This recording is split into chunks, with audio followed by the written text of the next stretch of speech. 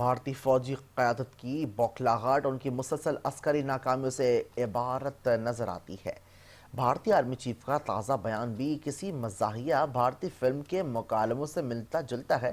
خالد فرشوری کی رپورٹ دیکھیے۔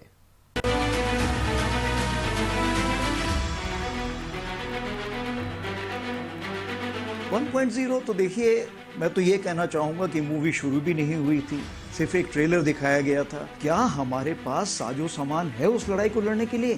بھارتی آرمی چیف کا باہمی تضادات اور ذہنی انتشار سے بھرا بیان۔ بھارتی عسکری قیادت شدید ذہنی بوکھلاہٹ کا شکار۔ مارکہ حق میں بدترین ناکامی اور عالمی سطح پر رسوائی نے بھارتی عسکری اور سیاسی قیادت کو شدید دباؤ میں دھکیل دیا ہے۔ عسکری کمزوریوں، بدترین آپریشنل کارکردگی اور پے در پے فوجی ناکامیاں بھارتی دفاعی ڈھانچے کو لاغر ثابت کر چکی ہیں۔ مودی سرکار کی ہندوتوا سیاسی ذہنیت بھارتی سیاسی قیادت پر غیر معمولی سیاسی دباؤ مسلط رکھنے کے لیے کافی ہے۔ بھارتی ٹی وی اینکرز اور عسکری ماہرین فلمی طرز کے بیانیے پیش کر کے اپنے آپ کو مہاتما ثابت کرنا چاہتے ہیں۔ ایسی کشمکش میں کبھی 3 مہینے بعد 7 طیارے مار گرانے کا دعویٰ کر دیا جاتا ہے اور کبھی دہشت گردوں کے ٹھکانے کو تباہ کرنے کا دعویٰ۔ اسی سلسلے کی ایک کڑی کے طور پر بھارتی آرمی چیف نے ایک اور متضاد اور کنفیوژن سے بھرا بیان دے کر صورتحال کو مزید مزے کا خیز بنا دیا۔ ایک طرف ان کا دعویٰ ہے کہ ہندوستان نے کچھ اسلحہ استعمال کر کے پاکستان کو گھٹنے ٹیکنے پر مجبور کر دیا، دوسری طرف اعتراف یہ ہے کہ ایسی جنگ جیتنے کے لیے مزید اسلحہ خریدنا پڑے گا۔ یہ تضاد بھارتی عسکری قیادت کی بوکھلاہٹ، ناسمجھی اور عدم تیاری کا ثبوت ہے۔ آپریشن سندور میں جھوٹی فتح کے ڈھول پیٹنے والے بھارتی آرمی چیف دراصل اپنی خفت مٹانے اور اندرونی انتشار سے توجہ ہٹانے کی کوشش کر رہے ہیں۔ چانکیہ ڈیفنس ڈائیلاگ میں جنرل اپیندر دویدی کا دھمکی آمیز مگر کمزور بیانیہ بھی اسی پریشانی کا اظہار ہے، جس میں وہ اعتراف کرتے ہیں کہ آپریشن سندور میں تو صرف ٹریلر دکھایا گیا، فلم تو ابھی شروع بھی نہیں ہوئی۔ اور پھر بھارتی آرمی چیف اگلی ہی سانس میں اپنی دفاعی کمزوریاں کھول کر رکھ دیتے ہیں، فرماتے ہیں کیا ہمارے پاس طویل جنگ کے لیے کافی ساز و سامان اور ہتھیار ہیں؟ اگر نہیں تو فوری تیاری کی ضرورت ہے۔ یہ اعترافات بھارتی فوج کی کمزور پیشہ ورانہ صلاحیت، نااہل سیاسی قیادت اور ناکام دفاعی منصوبہ بندی کے زندہ ثبوت ہیں، اور ساتھ ہی اس حقیقت کا اظہار کہ بھارتی عسکری قیادت اس وقت پالیسی،